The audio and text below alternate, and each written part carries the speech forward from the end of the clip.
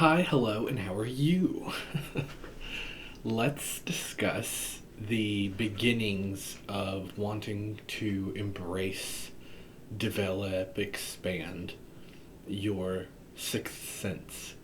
That's hard to say. Sixth sense.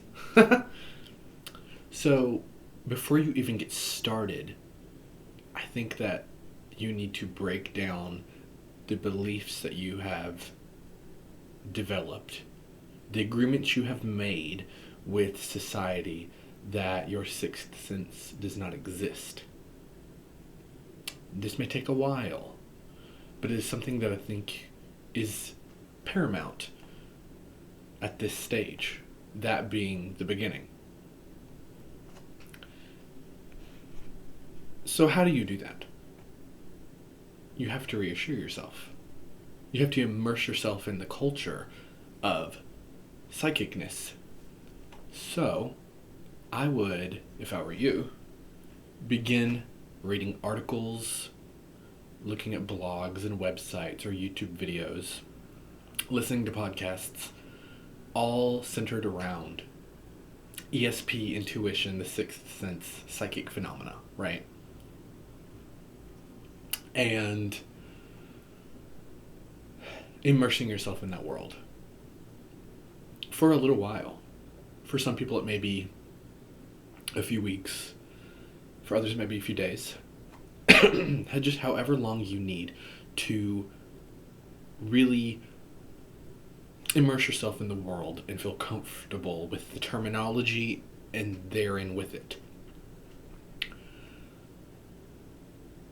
Once you kind of get your footing in the door and feel comfortable even entertaining the idea of a sixth sense, I think you will, if you're old enough, start to realize that you've already been using and experiencing your sixth sense. It may be through weird feelings that you get, weird smells when you walk into a room that no one else smells, sounds that no one else hears, things that you see just maybe for a second and then they're gone. It could be flashes of color, shadows. You're convinced that you saw a person walk across your kitchen even though you're home alone. You go in there to look and no one's there. And you think, oh, I'm just being crazy. But you know you saw someone. You know you did. Why would you see something, physically see something, and it not be there? That doesn't make sense. Maybe you have dreams about people, and then shortly thereafter, that person contacts you out of the blue. Or maybe that person passes away, and you had a dream about them just the night before, where you had a heartfelt conversation with them, and you felt that love from them, and then they died. Little things like this. What really started me on this journey was, sorry, there's like something in my eye, but was when I was a kid, my brother and sister and I all saw the same spirit of a woman in our home.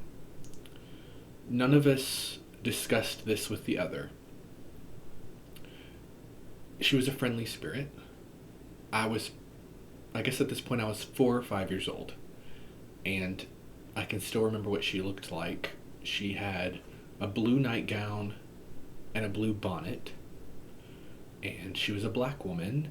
And she was elderly. And she would always be in the corner of the room. Like I remember watching cartoons in the living room one day, sitting in front of the love seat in the floor, and feeling like someone was behind me, which that right there is a sixth sense that we all acknowledge that we can do, but we don't talk about. That you can just sense when things are near you. But anywho, I remember sensing like someone was there, and I remember turning around, and we had I guess it wasn't a candle, it was kind of just like those rock lamps, I suppose. I'm trying to remember. But I remember we had like this glowy lamp sitting on the corner right near the hallway. And I remember turning around and looking at that and seeing a blue nightgown and just a part of a leg, like near the ankle, brush around the corner, like as if you turned and were walking down the corner. and her blue nightgown kind of wrapped the corner and just like went around. And I remember immediately turning around and just like not being scared, just being like, that's that old lady. I remember being asleep at night and waking up and seeing her standing at the foot of the bed. And she always kind of had like a neutral expression. It was never happy, but it was never sad either or angry. It was just neutral. And it's like we met eyes. Like I remember locking eyes with her and seeing her like physically. It wasn't like it was just a vision in my mind. Like I was physically seeing this person. I remember we locked eyes, and then that was it. I remember blinking and she disappeared and I went back to sleep. This happened for a while. And eventually my sister and my brother, we all three separately went to our mom and said that we saw this. Separately. Again, we had not told each other about this. And it freaked my mom out. My mother is a devout Christian and raised us that way as well. So, of course, this kind of talk is not okay. So it freaked her out. But we were consistent with it, I suppose, and the fact that we all three spoke of it had to give it some kind of validity. So she went to our landlord and told her about it in conversation one day, apparently. This is stuff that my mom has relayed back to me since. But she went and talked to her about it. And Emily, that was the landlord, she said, well, there was a woman who died in your home before you moved in. She was an elderly black woman, and when we found her, she had died in the master bedroom, which was my mom's room. She had just died in her sleep. She was very old. And she always wore a blue nightgown. Like when she would go to check her mail, she was in that blue nightgown. When she would pay the rent on her home, she was in that blue nightgown with the bonnet on. And, that right there at a young age kind of wakes you up. You're like, what? I also remember as a child knowing when people were pregnant, or knowing when someone was different or upset or hiding something, and just innocently being like, asking them and prodding them about it. I think we all have stories like that. And then as you get older, those stories become few and far between, or they stop at all, right? And that's because we agree to these promises that society has told us that that's not real. None of that is real. So our only outlet for it is in fantasy stories or in horror films, and that's it. But even the most devout Christian or Abrahamic follower at all usually still has a healthy fear of ESP, intuition, the other side, spirits, and all of that. They can tell you all day that it's not real and they don't believe in it, but then when you bring it up, they get scared of it. So as a culture, we're raised with that confliction. And so that brings me back to what I said should be your first step, and that is breaking that agreement that you have made. Learning to accept that, yes, this is real, and I'm going to develop it. It's kind of like if you had lived your whole life with a blindfold on, and it didn't damage your eyes, and one day the blindfold was removed. Why would you just put the blindfold back on and live your life blind? Suddenly you have a whole new way to perceive the world. Why wouldn't you want to investigate that, develop that, use that?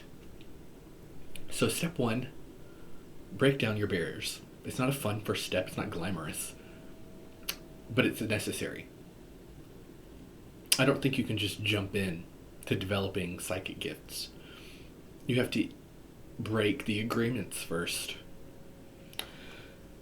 One thing I just want to share before we go is from my very first Book of Shadows I ever had when I was 15 years old. And let's see, the first entry is from June 13th, 2005. So I was 16, well, I was 15 about to turn 16. So there you go. And in it, I talk about how I'm scared. The very first page, about how I'm scared because I feel like I'm having premonitions.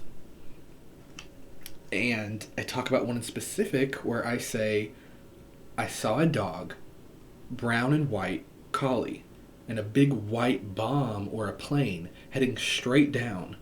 And then immediately I hear lots of cries and screams of women and children. Now I remember the moment that I felt that I saw that. I was sitting on my bed, which was a futon, playing a video game on my PlayStation 2. And then it just flashed in my mind, like it took over while I was playing, and I saw that.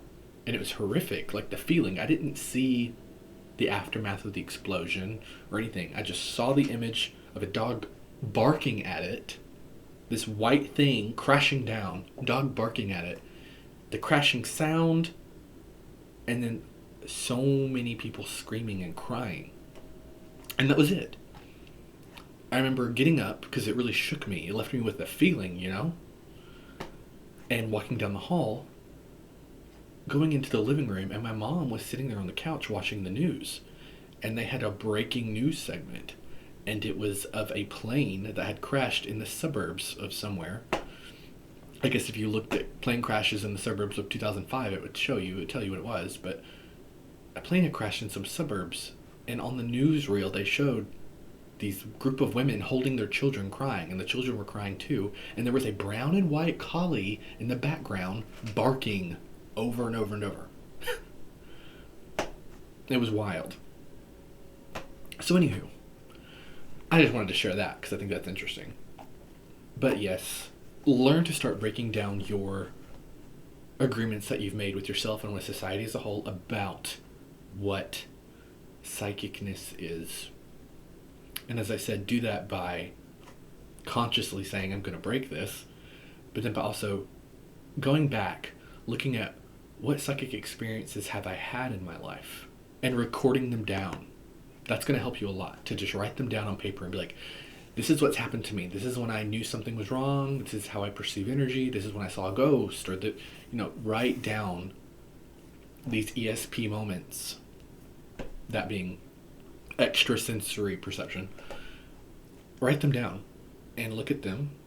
That's going to give them validity in your mind. And then from there, we can start moving forward. But this is the first step. Accept that it's real. Trust yourself. And then immerse yourself in the culture of it. Like I said, go immerse yourself in media about it and start learning the terminology of ESP, intuition, psychic, astral viewing, which we'll get into all that. I plan to make several videos about this. So, thank you so much. Namaste, and Ashe, and Amen. And goodbye.